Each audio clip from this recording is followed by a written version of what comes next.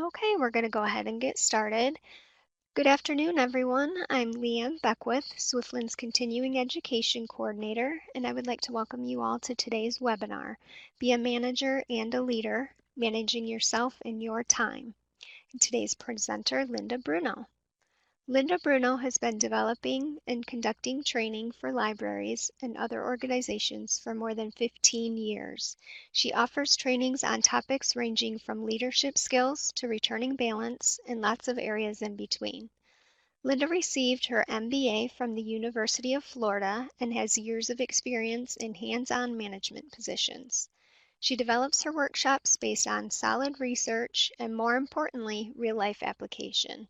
Linda is also certified with DDI and Achieve Global. Please help me welcome Linda and enjoy her webinar. Linda?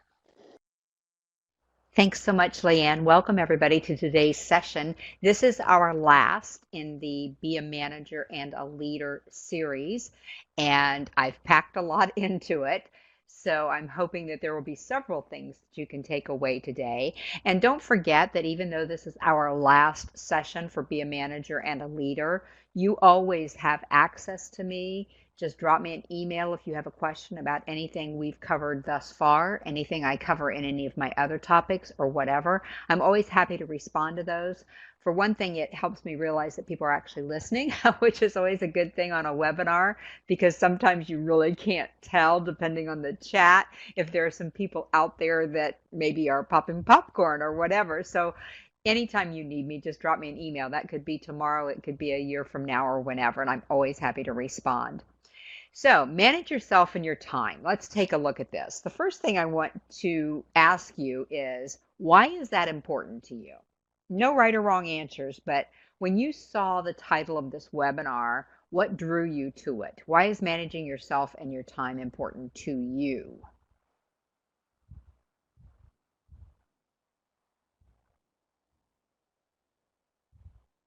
I see several of you are typing, so it must have struck a chord.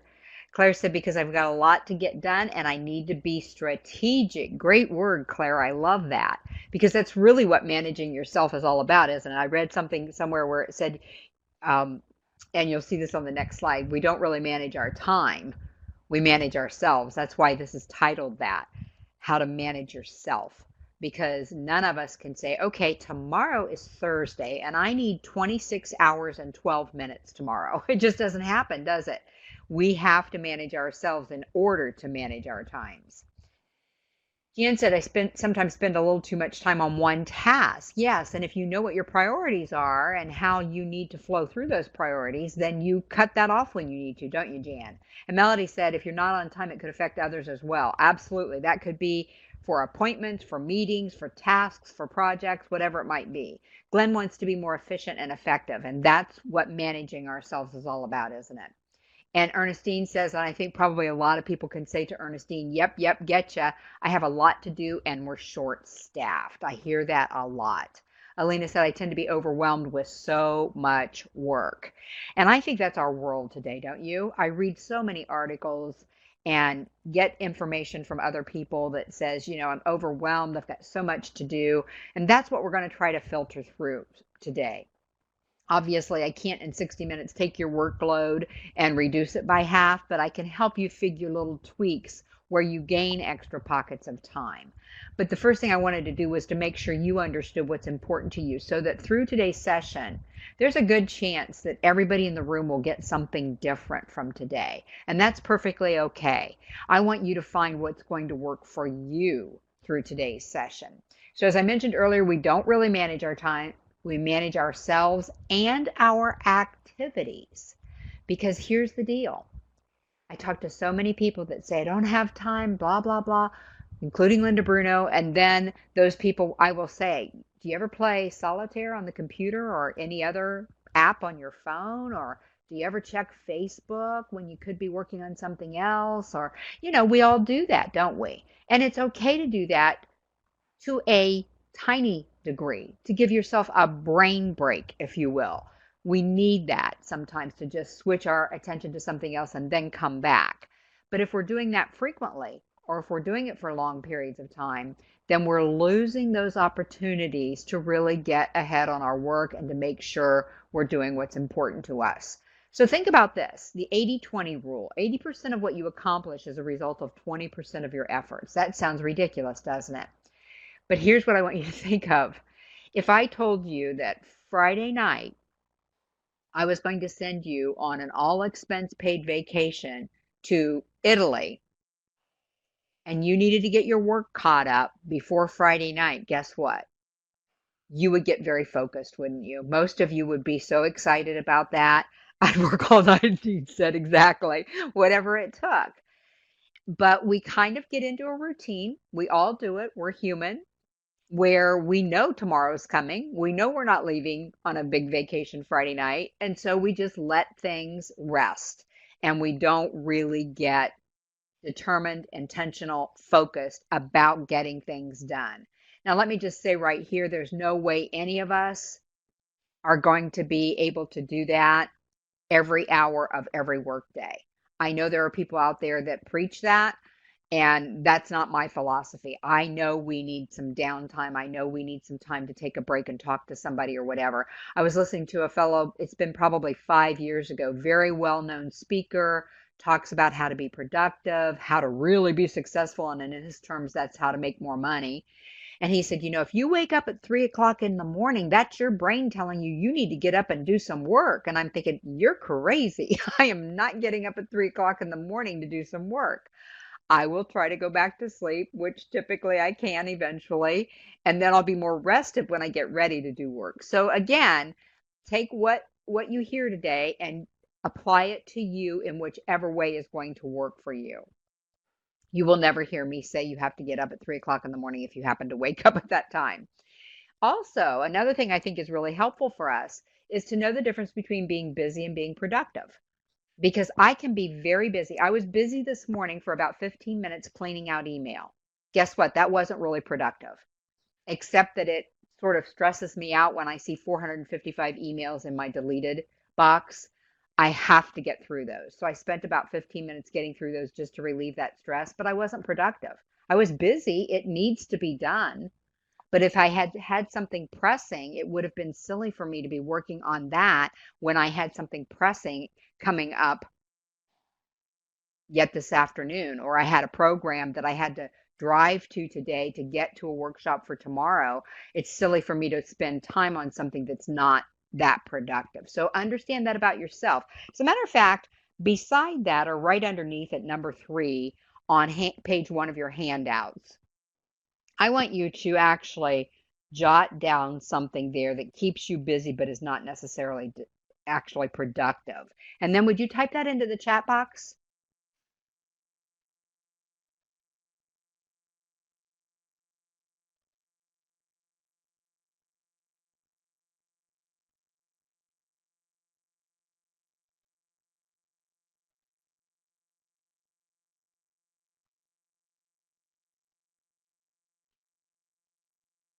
Idalina said safe time. I'm not sure what that is, Idalina. I just want you all to recognize yours.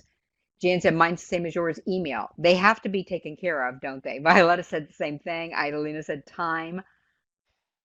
But what do you, okay, safe time. I'm still not sure what that is, but if you know what it is, that's all we need to know. Audra said updating spreadsheets. Dean said busy can be opening all the mail. Productive is choosing what to open. Great strategic point, Dean. That's exactly what we're talking about, aren't we?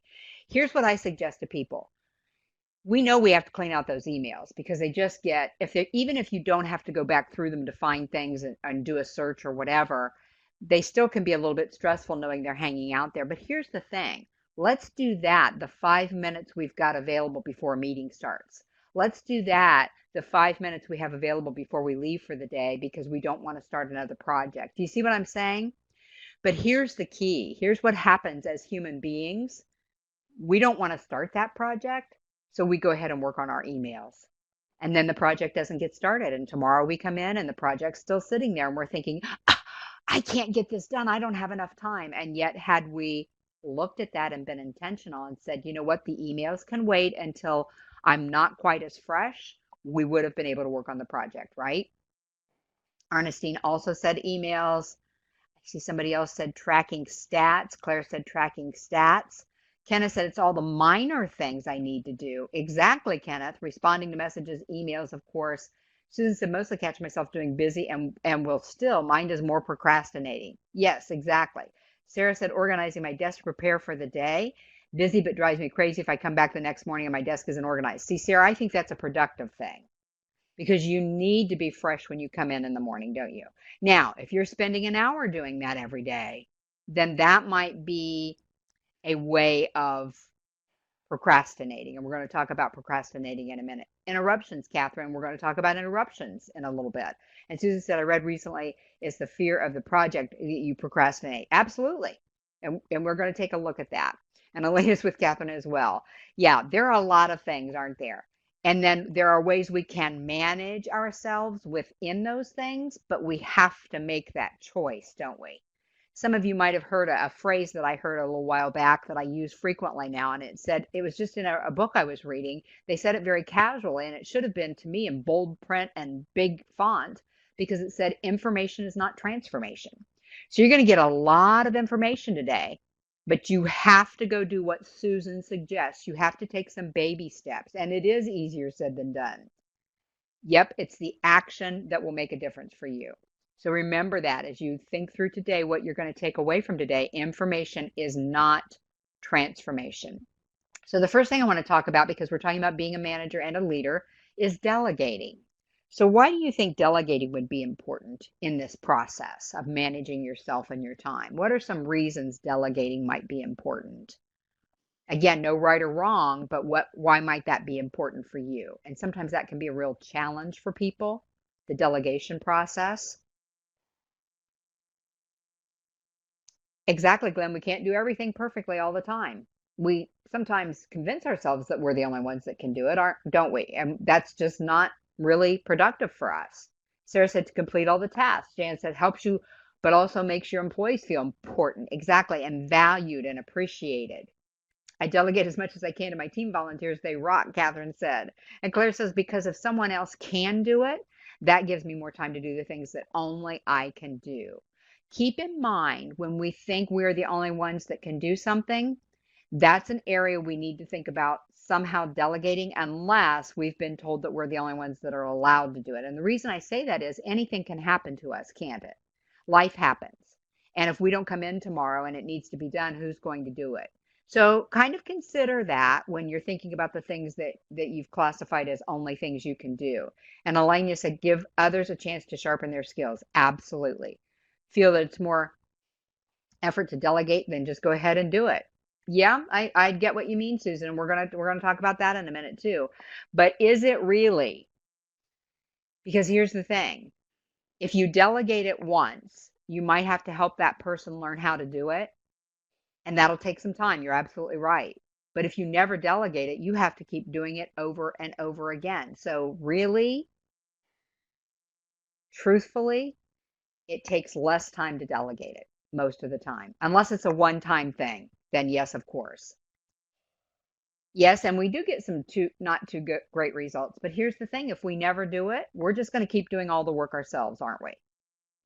Trusting others. Yes, all of the above. We're going to look at those things. Here are the things that I want you to think about. I want you to write down or circle if you've written down several. We're going to look at a few more, but which ones are important to you because you have to have a compelling reason to delegate. It has to be important enough for you to, it's not going to be, Linda Bruno said in a webinar, I should delegate. It's going to be for me to build trust with my people. I need to delegate. And even if they don't do it the way I would have done it, as long as it gets done and it works, we can work on the process or we can work on the way to do it. And it does develop people. And as somebody said earlier, I think Jan said, it makes them feel valued and appreciated. Other reasons? Train's your replacement. Not always what we want to hear, is it? And Maria said too, you have a hard time trusting others. Yeah, but we can't build trust unless we give that trust, can we? Catherine said it builds trust, it develops people, provides me more time to do what I want and what really needs to be accomplished. All of the above. Thinking about showing confidence. It shows confidence in yourself that you have developed that person to the point where you trust them to do this thing that you're asking them to do. And then it also shows confidence in them. So it's a two-way street. So keep those things in mind as you think about delegating, because it's really important. Now, I'm not saying you have to delegate everything you do, but I'm going to challenge those of you who struggle with it to leave here today and choose something that you will delegate. Maria said, I like that even if the end result is not what you wanted, it gets the job done. Exactly. We're not looking for perfection, and yet sometimes we are, aren't we? And in our minds, a lot of times, now I'm going to step on some toes here. And I always tell people if I step on your toes and they hurt a little bit, but I make you make a change in your workplace, then we're good. But the thing is that sometimes we are looking for perfection, and perfection equals the way we do it. Did you hear what I said? The way you do it probably isn't perfect either if somebody else were looking at it. But if we do it and we do it well, then that's what needs to get done. So we're looking for progress here. We're looking for something that you can delegate for the right reasons, and then it's beneficial to you and the person you delegated it to, because it shouldn't just be beneficial to you, should it? So we're going to increase productivity. We're going to increase retention because people feel trusted. They feel a sense of confidence. They're going to want to stay working with you. Increases revenue, and I have quotes around that. But if we are spending our time as a manager and a leader doing things that somebody else could do and maybe even is more talented to do, then we are wasting money for our organization, aren't we? We get more viewpoints. It may not be the viewpoint we have about a particular project or task, but it doesn't mean it's wrong. It can cut costs because somebody else might do it more efficiently. It makes work more fun because people are enjoying their jobs more. You're getting more done. You're less stressed. All of the above. So all of the ones that I listed here and any of the ones that you've thought of, write down or circle, if you've already written some of them down, the one that's going to be compelling to you or a couple to make you say when you leave today, you know what, I'm going to make a change on that. Go ahead and circle that.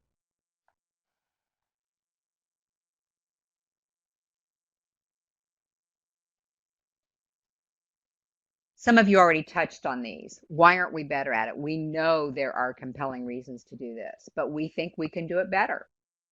That's one of the main reasons. We won't say that out loud. I'm not going to give this to Deb to do because I can do it better than Deb. No, probably can't. We feel threatened because what if they do it better? Ouch. That hurts. We think our employees are lazy, and if they are, that's a whole different situation, isn't it? That you need to address as a discipline issue. It's risky. Several of you mentioned that. There's a fear-based thing going on there. We like to do that task. We think we do it better than anybody else.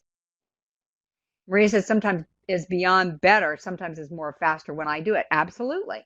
How is anybody ever going to learn to do it faster, though, Maria, if we don't delegate it, right? There are a lot of things that are going to be faster if somebody keeps doing it themselves, but nobody ever has a chance to learn how to do it or to learn how to do it faster. Susan said causes problems if they do it wrong and I have to redo it, and tell them that. You know, all of those are absolutely true. They also can be used as excuses because we're going to look at a way to do this well, and that should help us with these things. Sometimes we don't trust people, do we?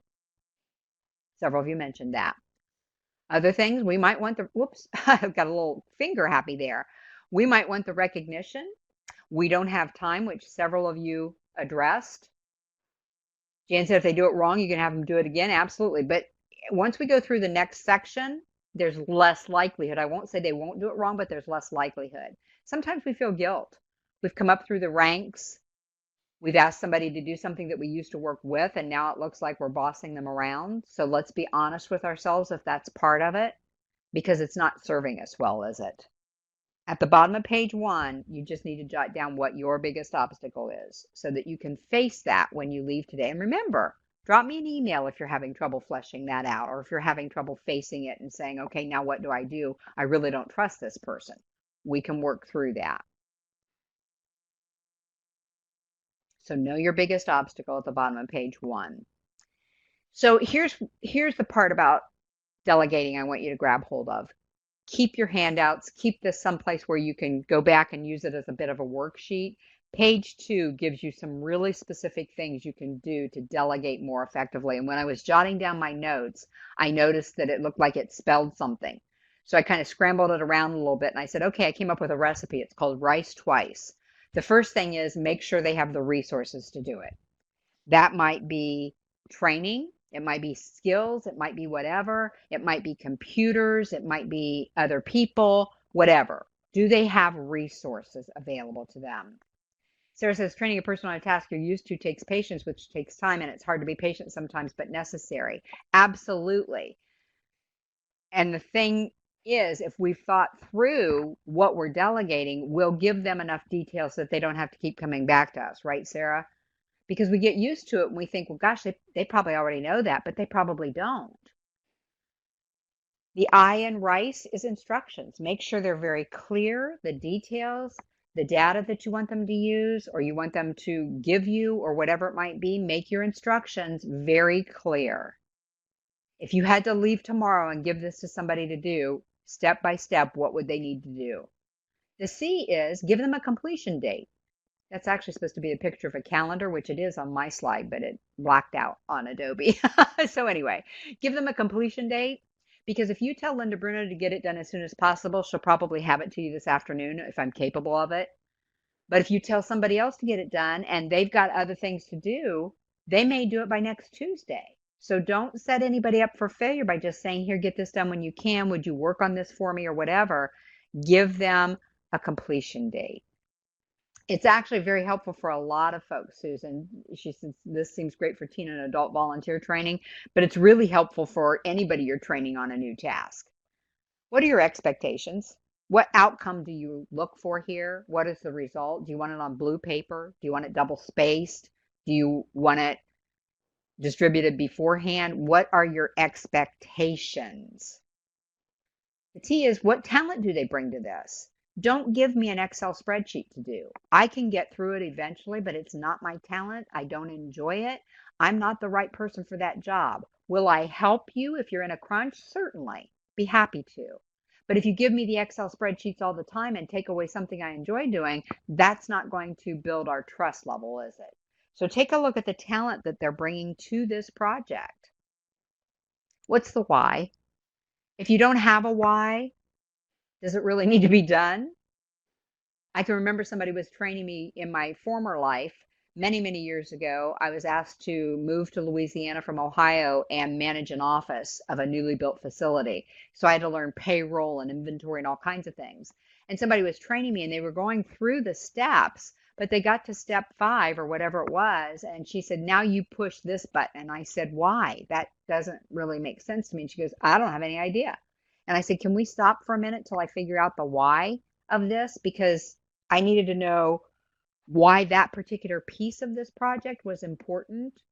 And we found it out, and then I could move on. And then when I moved to Louisiana, it made sense to me. So what's the why? Why is it important? Because they want to know they're not doing busy work, right?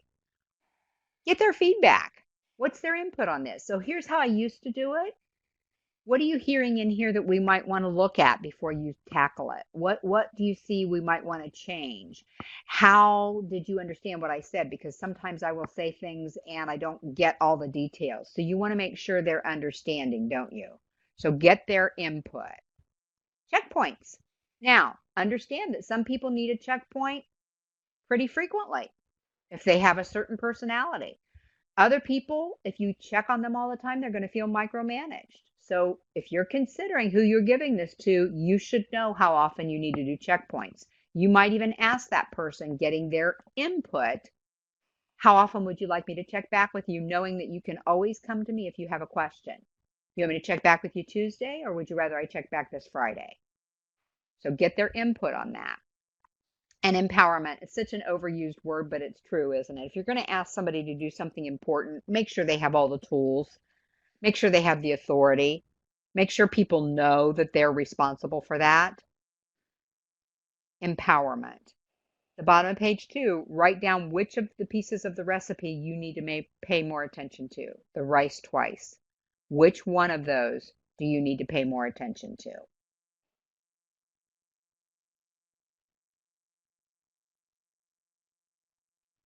Page 2 can just be a little worksheet for you. Print off a few extra copies of it if you'd like to, filled out already.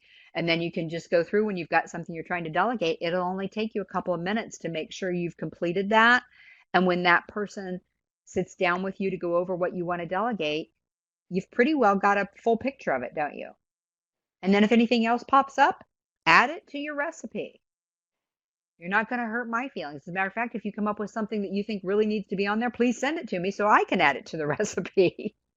So make sure you know. And if you don't mind, go ahead and type it into the chat box.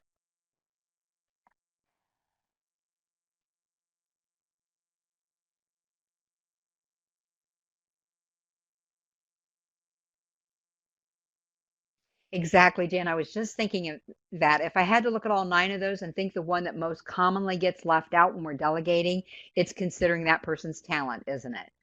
Because sometimes, honestly, it's I need to delegate this. You're the first warm body that walked by. I know you're capable. I know you're good at your job. I know you'll handle this for me, but it may not be a good match of talent.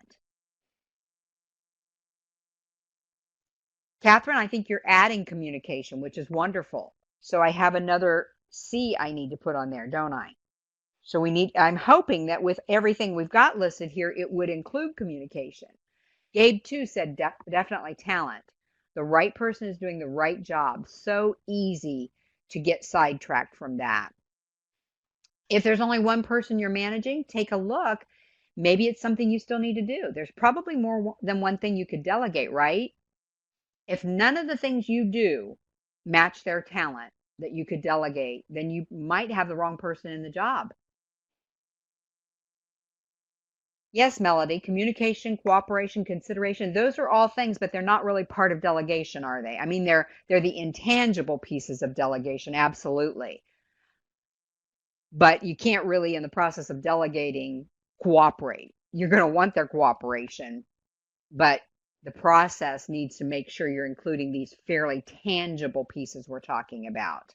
Exactly, Gabe. What are their strengths and weaknesses? Which kind of goes in with the talent piece, right? Because if it's a weakness of mine, I'm probably not talented in that area. So those are the kinds of things. Great comments in the chat box. That's why I love it when people participate, because you're giving people more fodder for how they should go about delegating. Maria said, I like the checkpoint and asking people how they feel about it and how often. That'll be particularly great with team volunteers. Absolutely. And then if it doesn't work, you move it up, right, Maria? If they said once a week and you find out they're slacking off and not doing it, then you say, gosh, I noticed you weren't able to catch up with this, so we're going to check twice a week now. You have the right to do that if you're delegating. And Glenn said, I imagine that between expectations and checkpoints, good communication arises. Exactly. If you're looking at all of this and giving clear instructions and getting their input and all of that, that encompasses communication, doesn't it? Yes, Catherine, the why, how, when in order to effectively delegate. Yes, I do like the 3 C's. Absolutely. We're just making sure that we've included everything they need and every thought process to make sure they're doing it well. The bottom of page 3, just some things to think about. When you're getting ready to delegate, like we talked about, prioritize your assignments and your decisions and your other work. If it's something that needs done by this afternoon and you have to train somebody, you're not going to delegate that right away, are you?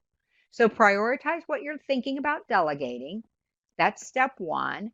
And then which ones can be delegated. But that's where you've got to go back to that list of why it's important and what your obstacles are. Because a task that can be delegated, but you love to do it, and you don't delegate it, then you've kind of blown up the process, haven't you?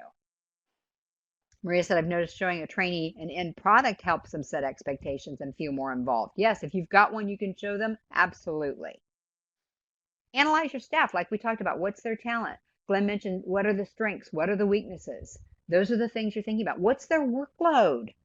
You don't want to overload them, do you? You notice at the top of page 3, we skipped over it because it's just another checklist for you. But that's one of the things that's mentioned is workload.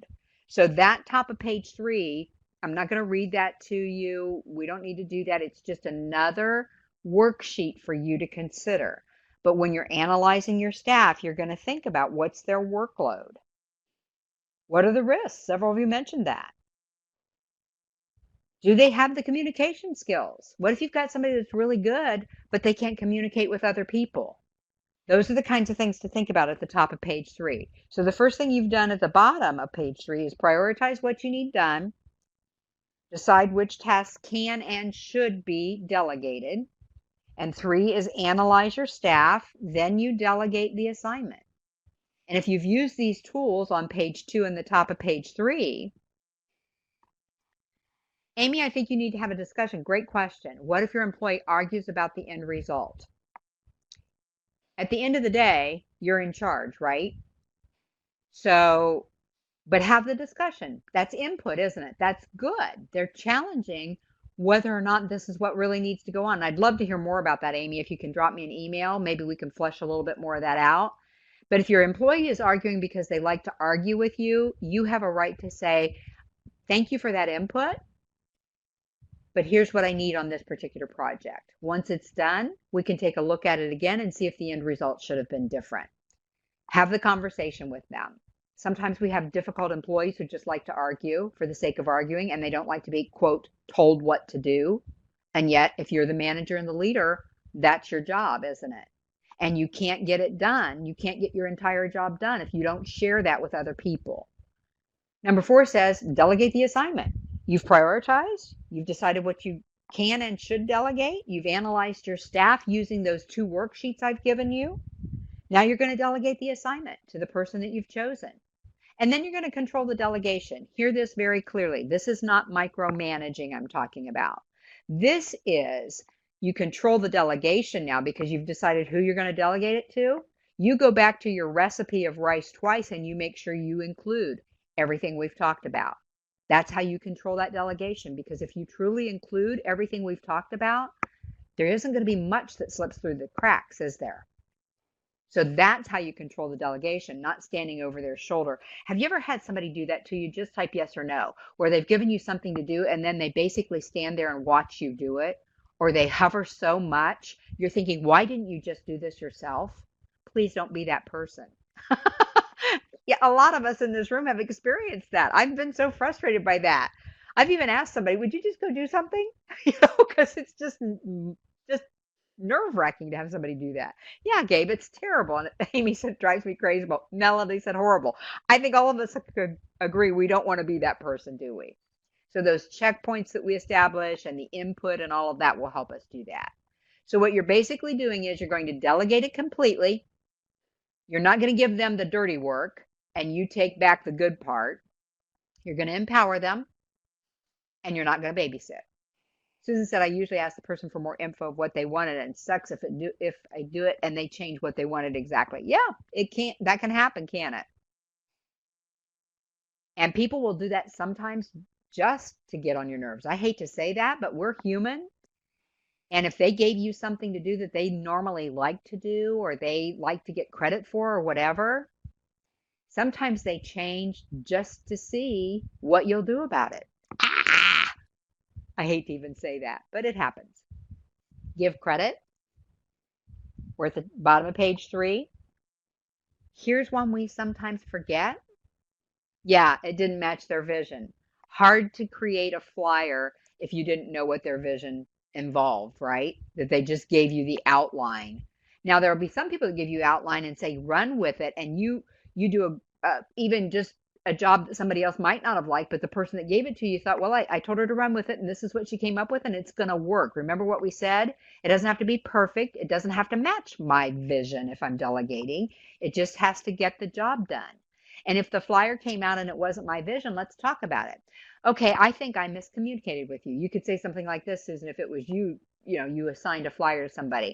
I think I may not have included all the details I should have. This looks great. We're going to use this. We're going to run with it. What do you think next time if we used a blue background? Do you hear that difference? I'm not nitpicking. I'm just saying, what would you think, getting their input, what would you think if we used a blue background next time? What would you think if we used less text so it was more easily readable? That's how you flesh that out after it's done. Exactly, Glenn. They didn't rice twice. That's exactly right. They didn't communicate their expectations. And had they followed what we talked about, they pretty much would have. Had they talked about Outcomes and results. There it is. What do you expect? Susan says she's not going to delegate the flyer. I do it. I get it. I get it. So give credit. Put assignments in writing, including deadlines. So after you have the conversation, you've given them your expectations, the outcomes and results that you want.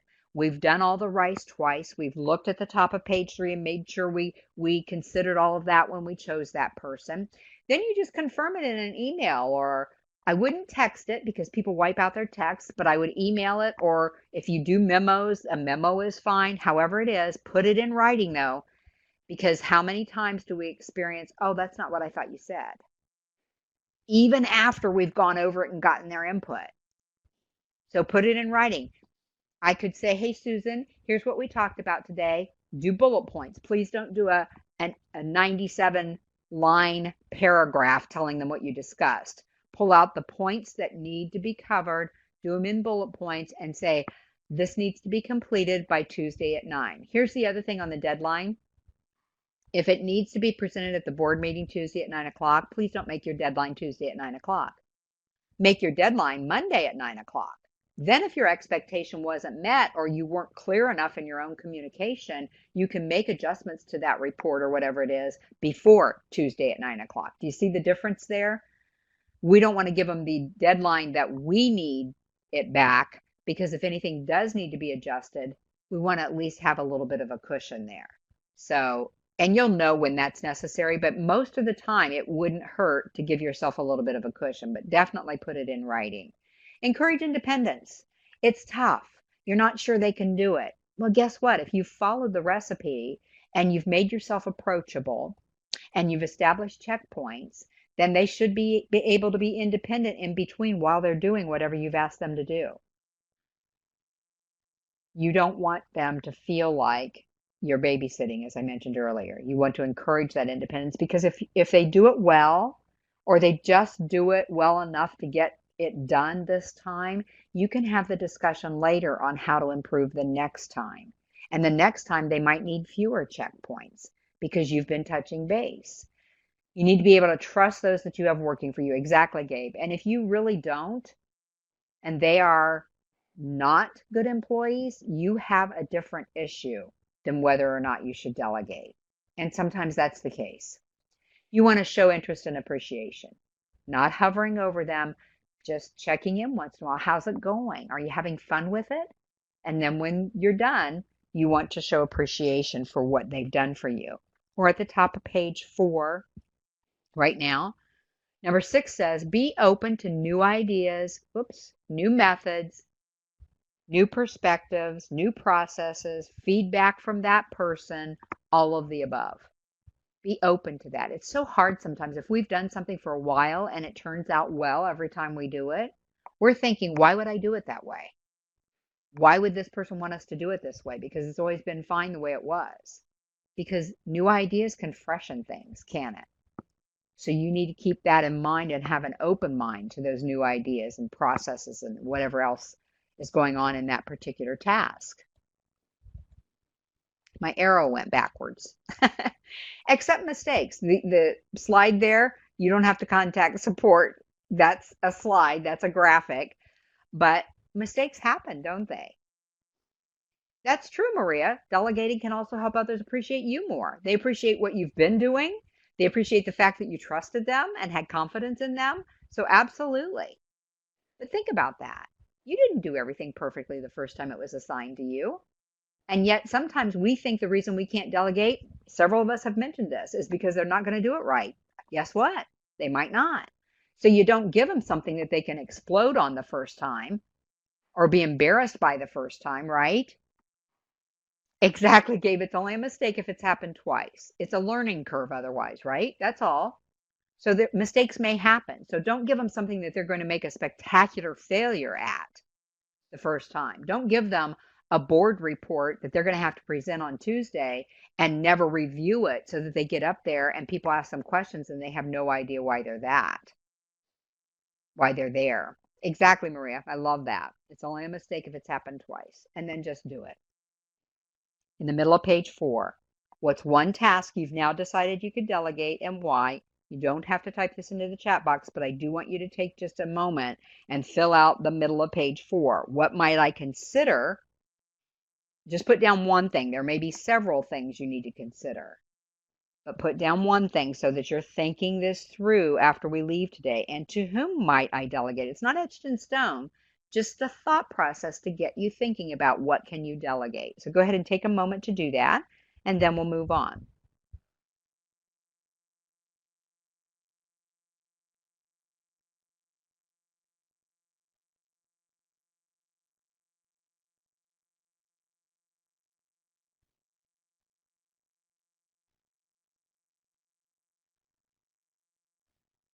You don't have to spend a lot of time on this section. I just want you to start your thought process. Remember, information is not transformation.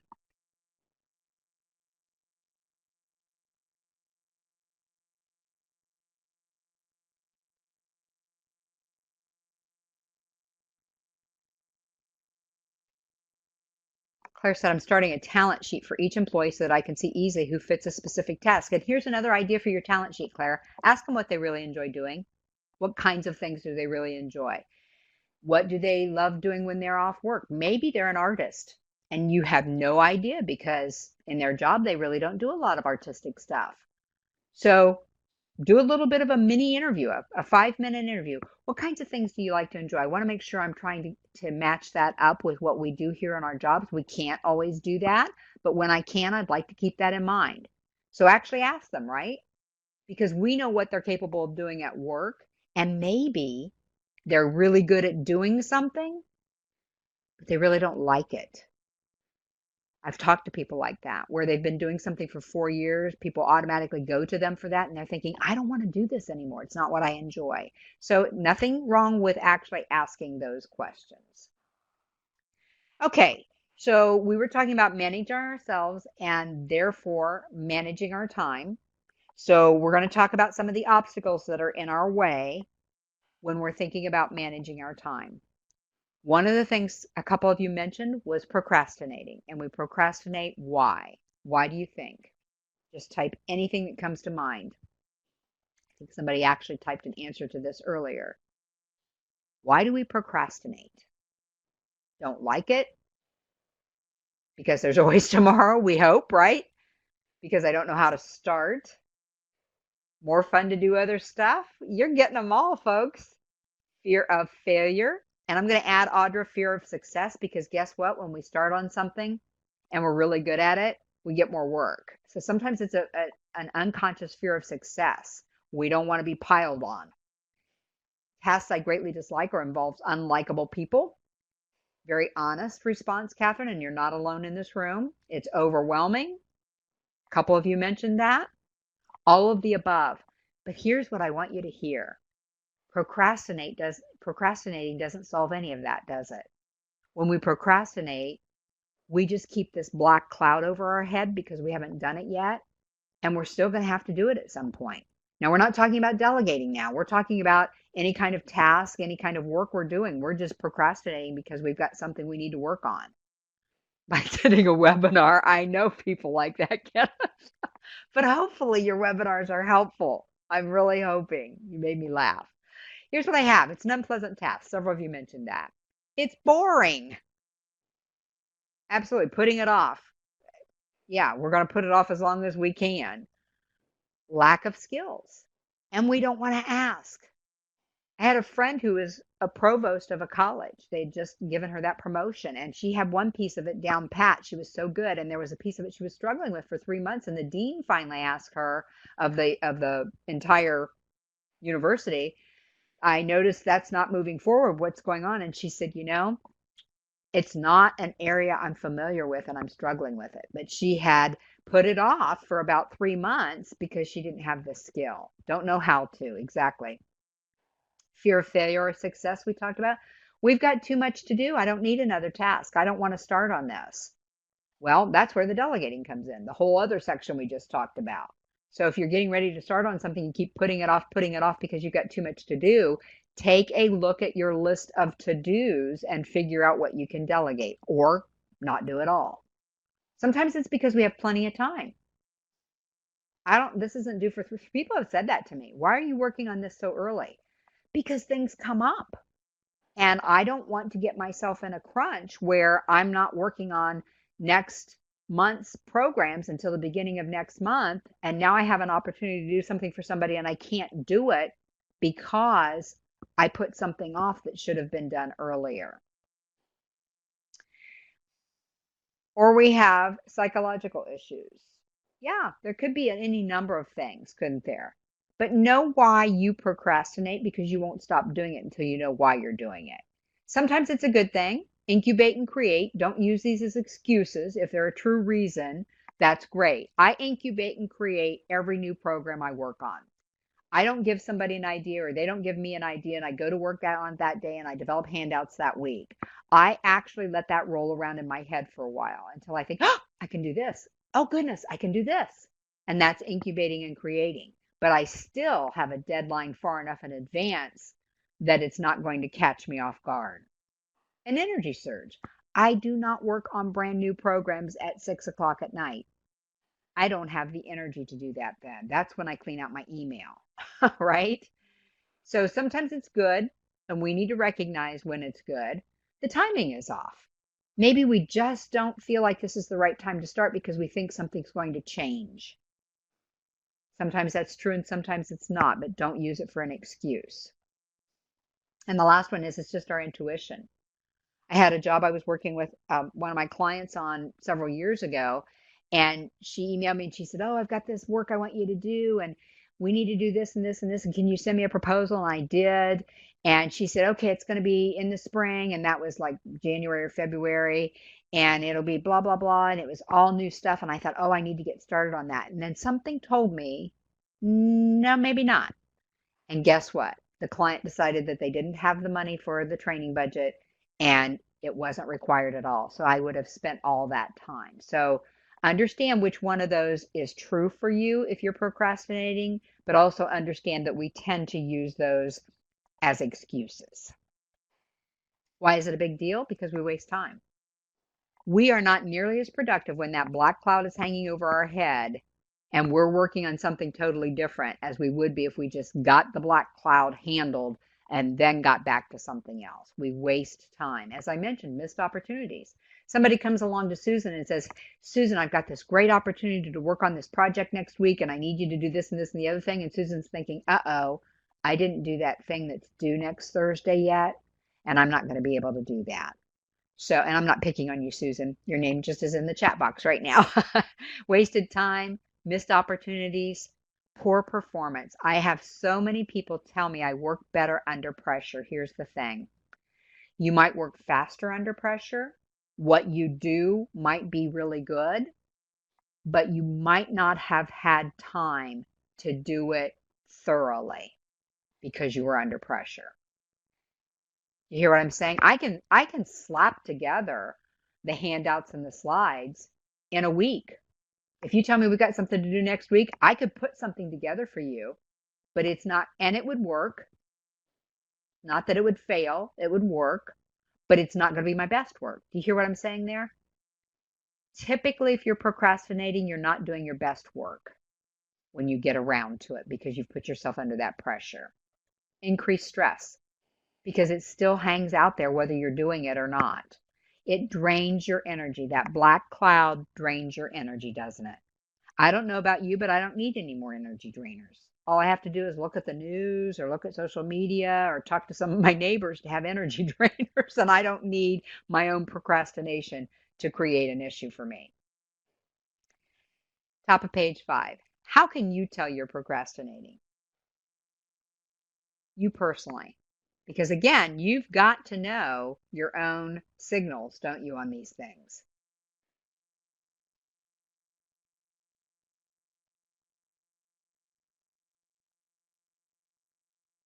Keep pushing it aside. Exactly.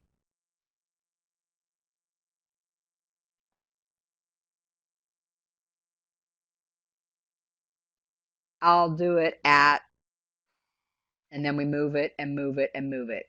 Everything, no matter how mundane, seems more important or pressing than that task, which is doing the little things, right? I know when I miss deadlines I set, not my boss. Exactly. The same task or job you're still staring at the next day, the next week, the next whatever. After the next episode, going over completed work. You already did something else. It's done, but you're just going to make sure it's okay. And that way I can postpone this for another 30 minutes. Starting and stopping something. I start on it and then I think, oh, I don't really know what I'm doing here. It's overwhelming. It's too big. I'm bored, whatever. And we stop it. We go back to it. We stop it. We go back to it. Not good for your brain. Saying yes to other things because they're going to be more fun. I can shove this aside because I'd rather work on XYZ. Know which one is your trigger. Having a birthday party. And what I mean by that is, like Melody said, not just the next day, but you put it on your to-do list next week because you didn't get it done last week. And you look 3 weeks ago and it was on your to-do list then too. I need some downtime first, right? We can convince ourselves that, and it's true. We do need that, but how much downtime? I've been guilty of this, folks. That's why I put these things in these programs, because I know what I've experienced as a human being, and it doesn't mean that's what you'll experience. But I just want to be honest with you, because I will do things like I've got something big to work on, can't quite get my head there. So I'll just play a game of solitaire. But guess what? 10 minutes later, I'm still playing solitaire. I'm not managing myself in order to manage my time. And I'll tell myself I'll just play 3 quick games because that'll take 3 or 4 minutes. But 3 or 4 minutes turns into 10 minutes because I think I just need to play till I win. No, I'm just putting it off because I don't want to work on whatever I'm looking at. We have to manage ourselves to be able to manage our time. So how do we overcome it? You've recognized it now. You've all commented, many of you have commented on what happens when you know you're procrastinating. Maria says, sometimes I decide to multitask, but in reality, that doesn't work, at least not for you and for a lot of other people, Maria. Years ago, they told us that was wonderful. Now studies are showing you're not really multitasking. You're switching your brain back and forth. And every time you go back to the previous task, your brain has to get focused on that again. It's not really effective for most people. You're absolutely right. So you've got to choose to overcome it. Information is not transformation. You've got to say, you know what? I know I struggle with procrastination and I'm going to work on that. Use your to-do list. Work backward in your calendar. Set those dates for when something is due, not right at the last minute, and then go backwards. What part do you have to get done in order to get it done on time? If I multitask, I give 100% of my task, 20% of my mind. Exactly. Multitasking is a myth. You're right. Be accountable to yourself. It's nobody else's issue, or somebody else if you need to. Eat the frog. There's a little theory, and there's actually a little movie, a 3-minute movie talking about eating the frog, meaning if you had to eat a frog tomorrow, you might as well get it over first thing because nothing worse is going to happen to you that day. So when it's something you don't want to do, it's boring, you don't know how to do it, whatever, get it over with because then it's not hanging over your head. And reward yourself after you do it. But you can't reward yourself until it's done. So if I say to myself, I'd really like to have a cup of cappuccino, but I'm not going to do it until I get the handouts done. I'm accountable to myself and I do it. So reward yourself. Be aware of unpleasant consequences. People see that you're not getting something done. They see that something's piling up. They've asked you for information and you didn't have it.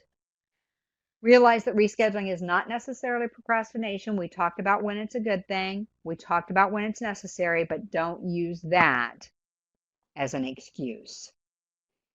Sarah said, point F is my best motivation to bring me out of procrastination. Exactly. We are reward types. Exactly, Sarah. I'm right there with you. Just call me Pavlov's dog, because I'm right there with you. It keeps me interested to move forward. That's what we're looking for.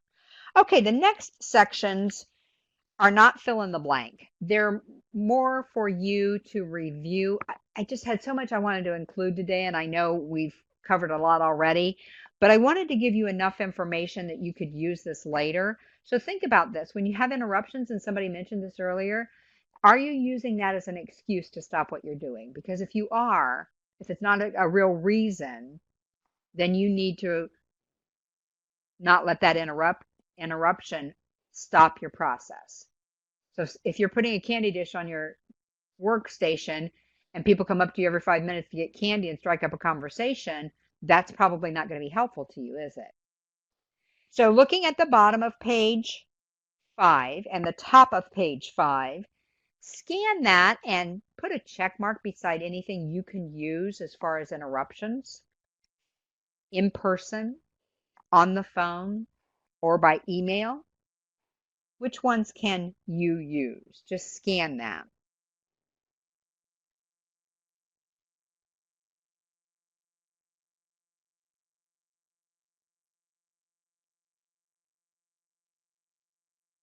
Catherine said she's already used many of them. Good. They can be really helpful, can't they, Catherine? Come up with things that work for you. When you've got interruptions stopping your flow, your workflow, your mind flow. I place a stand-up Harry Potter's tree on my desk to avoid interruptions. I like that. Okay. Like I said, we've got a lot to cover. You've got this that you can review when we're finished here. Catherine said set time allotments for phone calls. Absolutely. So let's look at time robbers, bottom half of page 6. Scan those. Which ones rob you of your time? Make a check mark. You may have several. You may only have one or two, but know which things are robbing you of your time, because that's how you manage yourself so that you can at least reduce some of those time robbers. You may not eliminate them, but at least you can reduce them.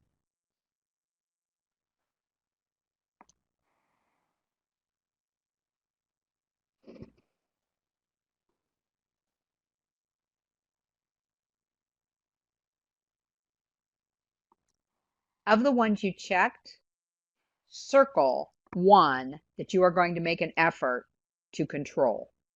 Not eliminate. I'm not asking for perfection. Just that you will try to control.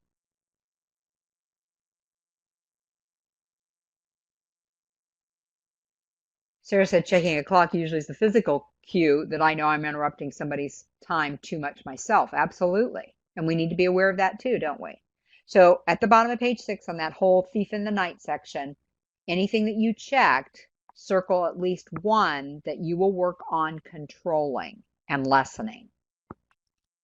Top of page 7 as we wind up today's session. Says learn how to say no. There's a place there for you that says what might you consider saying no to? What aren't you good at that you've been doing? It's so hard to do. Yes, for some of us it really is, Sarah. If you say something yes to something, what are you going to give up? Because you aren't going to make extra time, remember? You can't manage time. You can't say, I added something, so tomorrow I have to add an extra hour to my day. It's not going to happen. So what are you going to give up instead? And always keep in mind, if somebody's giving you something to do and they say this should only take a half an hour, allow an hour. Because if you only allow a half an hour, something else is going to get shoved aside if it runs longer than that. If it only takes a half an hour, guess what? You can clean out your email, right? Or you can do something else. So there's a question there. What might you consider saying no to? Gabe said, I have several colleagues who complain about the amount of work they have, but they never say no when someone asks them. It's a big word. And only you're responsible. You're rewarding them, aren't you? What gets rewarded gets repeated. If they don't say no, I'm going to give them more work. Yeah, I agree, Sarah. It does make us feel useful, but does it also make us feel stressed? That's our question, isn't it? How do you reward yourself for a job well done? Make sure you're not just procrastination and you've actually accomplished it, but other things that you've checked off your to-do list. Make sure you find a way to reward yourself, even if it's just the check marks off of your to-do list and you get to start a fresh one. Go home on time. Yes, that's a reward, isn't it, Gabe? Read an extra chapter in your book. Do whatever you need to do to make sure you're moving forward and managing yourself. You've all heard this definition, doing the same thing over and over again and expecting different results. So what are you going to do differently? The bottom of page 7 as we wrap up today's program. What's going to be my biggest obstacle with what I'm doing differently? Because something will come up or you'd already be doing it. How are you going to overcome that obstacle? And who will you allow to hold you accountable? You have a lot to mull over today, don't you? We've talked about procrastination and delegation and interruptions and time robbers and rewarding ourselves on lots of different things. You have to make the choice to do something different when you leave here today. I hope you'll do that. If you need some help with it, drop me an email. I'm always happy to help. Go forth and manage yourself and your time. Thanks, everybody. All right, thank you, Linda, for an informative webinar. Attendees, if you enjoyed this webinar, we ask that you join us on Tuesday, October 29th at 2 p.m. Eastern Time for Linda's next webinar, Be Your Best You, 10 Life-Changing Words. As always, we encourage you to keep an eye on the Swiftland Continuing Education calendar, Swiftland Facebook page, and your messages from the listserv for more training. Thank you, everyone, for attending, and have a terrific rest of your day.